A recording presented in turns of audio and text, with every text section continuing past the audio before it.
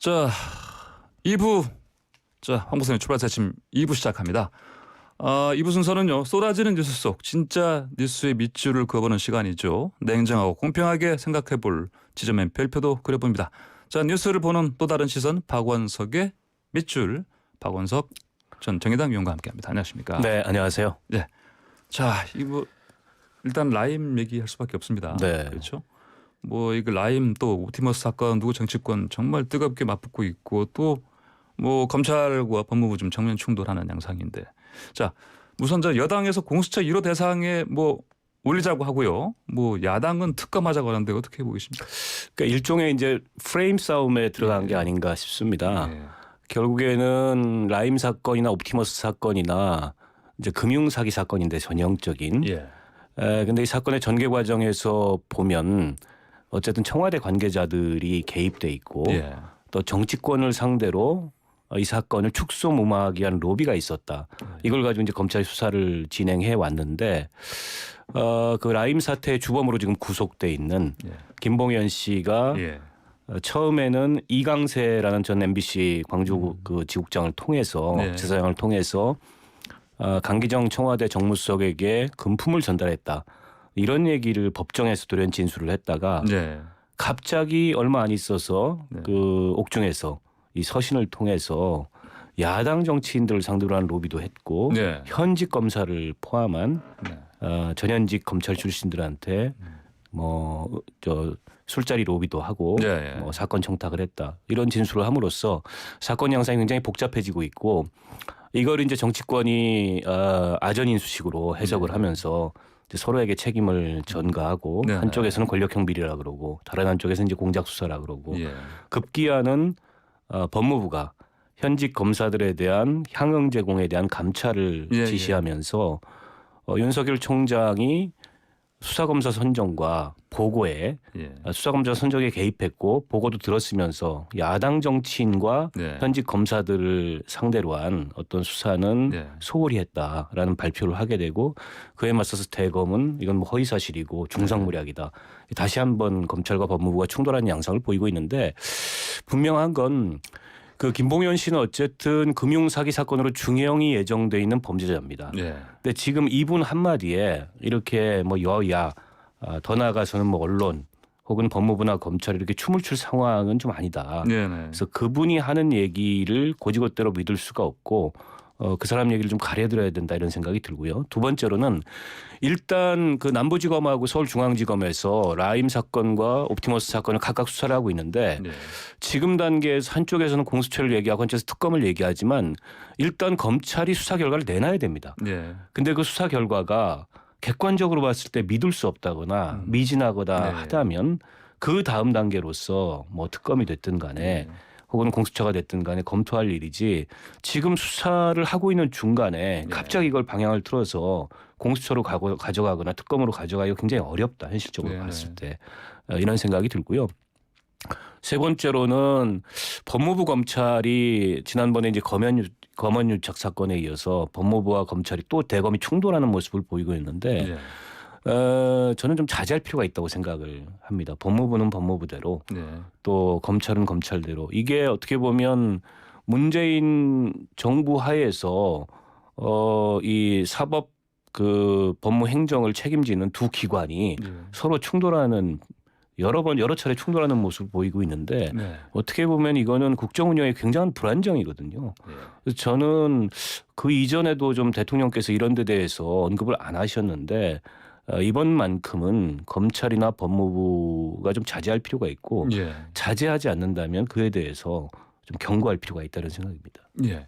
보면은 저 김봉현 씨가 뭐 그 옥중 입장문 통해서 이제 밝힌 내용을 보면은 꼭 이런 풍경이 뭐 영화에서나 보던 뭐 그런 상황들입니다. 그렇습니다. 뭐 정말 영화 같은 얘기들인데 일단 그 여야를 상대로 가리지 않고 로비를 했던 건 맞는 것 같아요. 전방위적인. 그거는 이제 검찰도 확인하고 수사 중에 있었던 것 같고 소환 대상자들도 대충 가려진 것 같은데, 문제는 이제 전직 그 검사 출신의 변호사를 통해서 현직 검사들에게 향응을 제공하고 또 그 대가로 예. 이 검사들은 윤 총장의 입지를 살리기 위해서 예. 청와대 수석 정도는 잡아줘야 되는 거 아니냐. 네. 근데 이런 식의 공작 수사를 펼쳤다는 이게 이제 의혹의 핵심인데 네.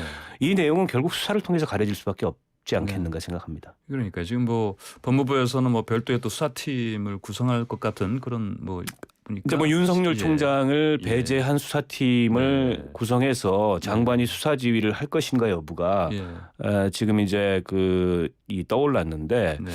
일단 지금 검찰이 수사를 하고 있는 과정에서 또 별도의 수사팀을 구성한다는 게 네.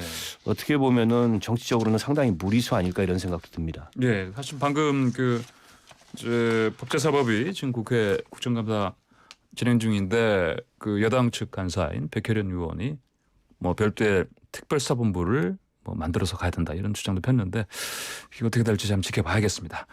자, 다음으로 근데 이 참 라임 옵티머스 사태가 4월 보궐선거에 영향을 좀 주지 않겠습니까? 큰 변수가 되겠죠. 예, 예. 왜냐하면 지금 이 수사 발표 시점을 예상해 본다면 예.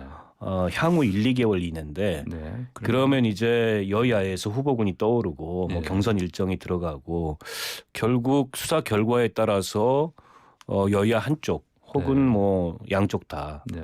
치명적인 그런 타격을 입을 수도 있는 정도의 예. 이 폭발력이 있는 사건이지 않습니까? 당연히 이거는 뭐 예. 재보궐선거에 큰 변수가 되겠죠. 그러니까 마치 회오리 바람처럼 이것저것 다 완전히 그냥 휘저어버리는 큰 진배가통급 이슈가 될 것 같습니다. 자, 다음으로 이제 밑줄 긋고 살펴볼 두 번째 사안. 자, 6개월 앞으로 다가올 재보궐선거에서 이제 민주당이 이번에 또 최근에 뭐 2020 더 혁신위원회 출범했습니다. 뭐 이것 때문인 것 같은데, 자, 뭐 물론 이제 공식적으로는 당의 체질 개선 취지다 이렇게 얘기했는데 아무래도 이건 뭐 내년 재보궐선거 앞두고 이제 어떤 조직 정비 들어갔다. 이렇게 봐야 되지 않겠습니까? 그뭐 다목적 포수가 아니겠습니까? 예, 예. 그러니까 재보궐선거가 내년 4월이고 예. 그다음에 내후년에 3월에 대선이 있고 곧 이어서 이제 예. 전국 동시지방선거가 있기 때문에 앞으로 이제 남아 있는 정치 일정들을 대비해서 특히 이제 정권 재창출이 네. 가장 큰 목표이기 때문에 그걸 위해서 당의 조직을 정비하고 선거 일정에 대비하겠다는 포석이 첫 번째일 거고요. 예. 두 번째로는 이제 이낙연 대표의 임기가 굉장히 짧습니다. 네.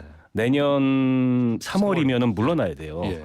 그러니까 사실은 대표로서 재임 기간이 불과 한 7, 8개월밖에 안 되는 네. 상황에서 대표로서 뭔가 이 당을 좀 크게 바꿨다. 네. 내지는 당의 체질을 정권 재창출을 할 수 있는 예. 그런 상황으로 좀 바꿨다.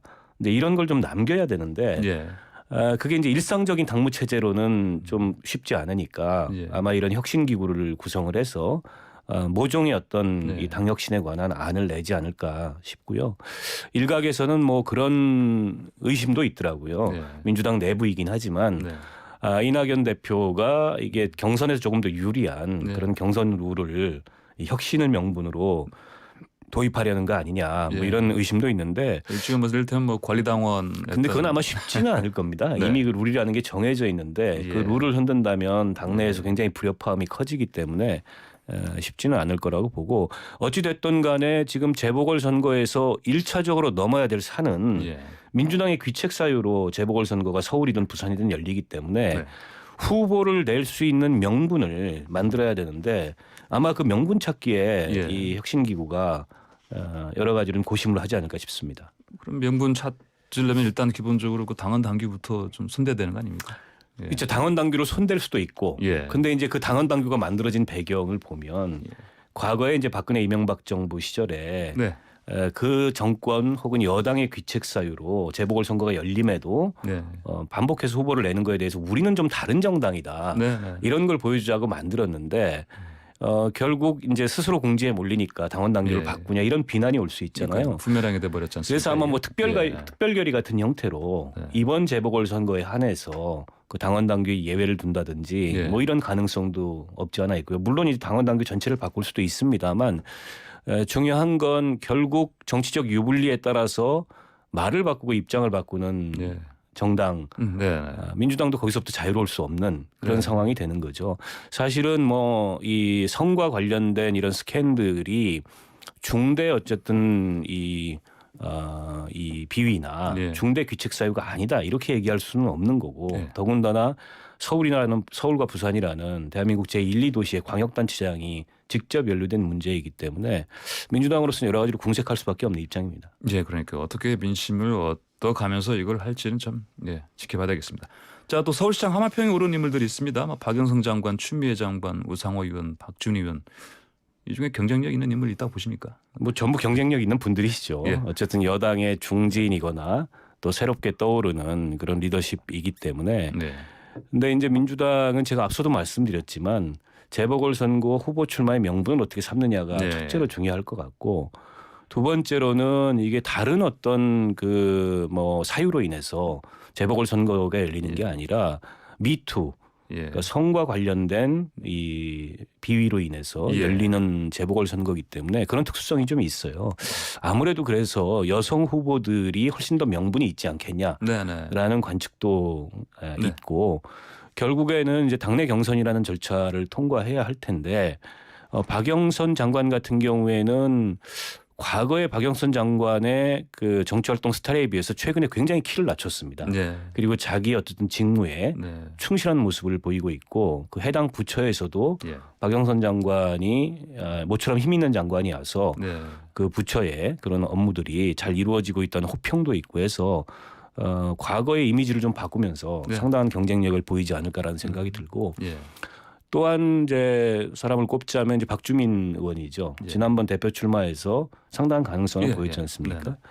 그래서 당내 경선 과정에서 이런 분들이 이제 어떤 그 본인의 경쟁력을 보이고 당원들로부터 선택을 받느냐, 혹은 국민들로부터 선택을 받느냐 지켜봐야 되겠습니다만, 아마 뭐 이제 앞으로의 여러 가지 그 당내 경쟁 구도의 민주당 내 경쟁 구도가 변화하리라고 예상을 합니다만, 현재로서 보면 박영선, 박주민 이 두 분 정도가 상당한 경쟁력을 보이지 않을까 싶습니다. 네. 자, 국민의힘 쪽에서는 뭐 경선준비위원회 가동하면서 뭐 불 지피고 있는 그런 상황인데, 자, 이쪽이야말로 사실 또 서울시장, 부산시장 후보 거론된 인물들이 좀 많습니다. 근데 이제 뭐 김정인 뭐 비상대책위원장은 막 주로 이런 후보군들 다 혹평했습니다. 예. 자, 어떻게 보십니까? 김종인 비대위원장이 상당한 선거 전략가시잖아요. 이분이 그 스핀 닥터로 선거에 영입이 돼서 한 번은 이쪽 뭐 지금 현재 민주당 가가지고 당시에 만만치 않았던 선거를 승리로 이끌었고, 이번에 이제 선거 이후에 왔습니다만 대선을 염두에 두고 온 거죠. 비대위를 맡아서 단기간 내에 국민의힘을 좀 수습하는 모습을 보이고 있는데, 그래서 이분은 아마 선거에 대한 본인의 구상이 머릿속에 있을 것 같아요. 그런데 그런 구상에 비추어 봤을 때 현재 거론되는 후보들, 특히 이제 부산에 가서 이 말씀을 하셨는데, 부산의 전현직 의원들 같은 경우에 다소는 조금 약간 냉혹한 평가를 했어요. 3선 4선 하고 나니까 뭐 더 이상 재미도 없고 심심하니까 시장 한번 해볼까 하고 나오는 걸로밖에 보이지 않는다. 내 눈에 안 찬다 한마디로 이런 얘기를 하신 건데, 당내 중진들이 거세게 반발하고 있죠. 왜냐하면 그 중진 배제라는 선을 긋고 얘기를 하는 것처럼 들릴 수도 있거든요. 근데 아마 그 김종인 그 비대위원장 머릿속에는 내년 대선 그리고 내후년 대선, 지방선거까지 연계되는 선거이기 때문에 어쨌든 참신한 그런 인물 발굴이 중요하다, 이런 코멘트가 아닌가 싶습니다. 네, 오늘 말씀 감사합니다. 잘 들었습니다. 고맙습니다. 네, 지금까지 박원석 정의당 정책위원장이었습니다.